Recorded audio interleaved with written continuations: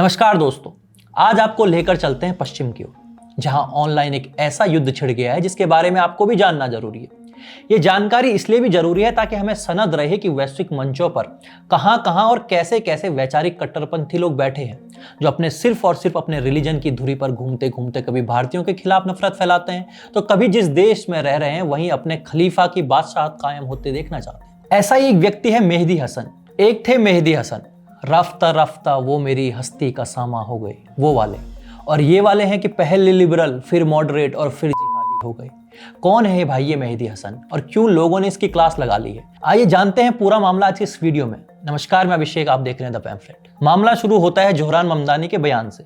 Mamdani New York city के mayor पद के लिए चुनाव लड़ रहे हैं। हाल ही में उनका बयान आया कि 9/11 की घटना के बाद मेरी चाची को हिजाब पहनकर सफर करने से डर लगता था। अब पहली नजर में एक सामान्य भावनात्मक बयान लगता है, लेकिन असल में ये वही बात कहना चाह रहे थे जो बार बार भारत में पीड़ित अल्पसंख्यक कहकर दोहराई जाती। यानी ममदानी के अनुसार 9/11 के असली पीड़ित मुसलमान थे, जिन्हें अमेरिका ने शक की निगाह से देखा। अब ममदानी कौन है, उसका भारत से क्या संबंध है और कैसे वो इस्लामिक कट्टरपंथियों के साथ अपना चुनाव प्रचार कर रहा है, ये अलग मुद्दा हो जाएगा और इस पर हम पहले भी अपने वीडियो में चर्चा कर चुके हैं। आप डिस्क्रिप्शन बॉक्स में जाकर वीडियो का लिंक देख सकते हैं। फिलहाल आप समझ गए होंगे कि ममदानी ने कैसे यहाँ पर विक्टिम कार्ड खेला। अब उनकी इसी बात पर अमेरिका के उपराष्ट्रपति जेडी वेंस ने कटाक्ष किया और जवाब दिया कि अच्छा, तो 9/11 के असली पीड़ित तुम्हारी चाची थी, जिन्हें सबवे में अजीब निगाहों से देखा गया। यानी वे भी जोहरान ममदानी को एक प्रकार से आईना दिखा रहे थे। अब यहां तक तो मामला ठीक था, क्योंकि अमेरिका में दो अलग अलग पार्टी के लोग आपस में लड़ रहे हैं, तो हमें क्या ही करना, लड़ते रहो। लेकिन यहां पर एंट्री हुई उस मेहदी हसन की, जहां से हमने वीडियो शुरू किया था। मेहदी हसन का पूरा परिचय आगे देंगे। फिलहाल एक पंक्ति में आप ये समझिए कि अमेरिका और ब्रिटेन की ये पैदाइश मेहदी हसन स्वयं को पत्रकार से डिफाइन करता है, लेकिन है एक कोट पैंट पहनने वाला मौलाना। मेहदी हसन ने जेडी वेंस पर हमला करते हुए लिखा कि तुम खुद एक ब्राउन महिला से शादीशुदा हो, आपके बच्चे मिश्रित नस्ल के हैं और फिर ब्राउन लोगों पर तंज कसते हो। वेंस एक बुरा इंसान है। असल में मेहदी हसन जेडी वेंस की पत्नी उषा, जो कि भारतीय मूल की हिंदू है, उनकी बात कर रहा था। अब सोचिए, यहाँ पर मुद्दा 9/11 पर इस्लामी आतंकवाद की बात का था, लेकिन मेहदी हसन ने ध्यान घुमाकर इसे रंगभेद और ब्राउन बनाम व्हाइट वाले विमर्श में बदल दिया। दोस्तों, यहां पर जो हुआ उसे आप ध्यान से समझिए। मेहदी हसन ने मुस्लिम जोहरान ममदानी और हिंदू उषा वेंस दोनों को एक ही मंच पर लाकर ब्राउन बता दिया। यानी एक नई पहचान जिसमें हिंदू भी ब्राउन कहलाया जा रहा है और मुस्लिम भी। इसी बात को डोनाल्ड ट्रंप की समर्थक पत्रकार लौरा रोमन ने हाईलाइट किया और कहा कि जेडी वेंस की पत्नी मुस्लिम नहीं है। क्या आपको हिंदू और मुसलमान एक लगते हैं?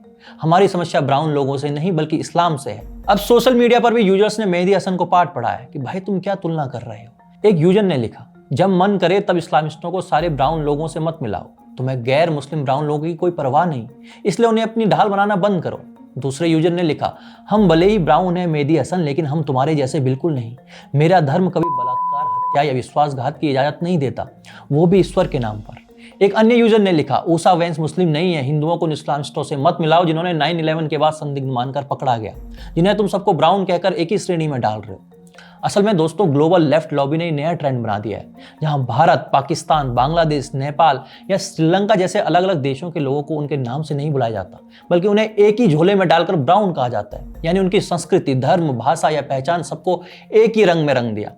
अब ये वर्गीकरण सुनने में तो इंक्लूसिव लगता है, पर असल में ये बहुत खतरनाक है, क्योंकि जब ब्राउन कहा जाता है तो उसमें एक हिंदू भारतीय डॉक्टर और एक कट्टर इस्लामी चरमपंथी दोनों को समान ठहरा दिया जाता है, और यही भ्रम सबसे ज्यादा नुकसान भारतीयों को पहुंचाता है। इस नैरेटिव को हवा देने में मेहदी हसन जैसे लोग सबसे आगे हैं। ये लोग हर बहस में ब्राउन पहचान का कार्ड खेलते हैं, ताकि इस्लामिक चरमपंथ की आलोचना को तुरंत ब्राउन लोगों पर हमला कह दिया जाए। इस तरह वे असली जिम्मेदारी से बच निकलते हैं और साथ ही हिंदुओं या भारतीयों की अलग पहचान को धुंधला कर देते हैं। अब आखिरी सवाल है कि मेहदी हसन है कौन? ये इंग्लैंड में पैदा हुआ और ऑक्सफोर्ड से पढ़ा हुआ है। शुरू में बीबीसी और स्काई न्यूज जैसे चैनलों पर चला, फिर साल 2012 में अल जजीरा में शो होस्ट करने लगा। 2020 में अमेरिका जाकर एनबीसी और एमएसएनबीसी जैसे अमेरिका के बड़े टीवी चैनलों में काम करने लगा, लेकिन साल 2023 में इसे वहां से निकाल दिया गया। ये कितना बड़ा कट्टरपंथी इसका एग्जाम्पल यह है कि यह नॉन मुस्लिम को जानवर कहता है। यही नहीं, ये मानता है कि भारत के लिए सबसे बड़ा खतरा हिंदुत्व है, जबकि कट्टरपंथी इस्लाम को इस्लाम से कोई लेना देना नहीं है, ये इसका कहना है।